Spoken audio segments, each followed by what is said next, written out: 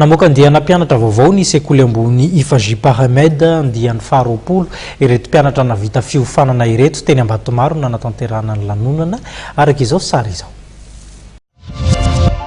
Andiany mpianatra miisa 700 avy amin'ny Ifaji Pahamed no navoaka tamin'ny fomba ofisialy omaly teny Ambatomaro. Nandraty fianarana mikasika lalam-piofanana maro izy ireo raha tsy laza fa tsy ny Pahamed, génie civil, agro, tertiaire, industriel ary informatique. Nomarian'ny flotale général fa manana ny atao hoe habilitation ny ivitoeram-pampianarana ambony Ifaji. Maria Ifaji Pahamed dia manana application amin'ny ministère national supérieur. Zay mpampiavaka izany dia mpampiavaka izany hoe izy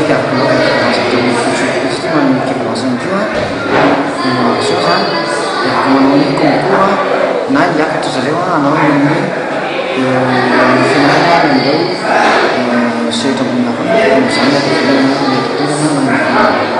misy amin'ireo mpianatra ireo no hiditra amin'ny tontolon'ny asa avy hatrany, misy ihany koa ireo izay mbola ano fianarana ary ao ihany koa ireo izay hiatrika fifaninanana.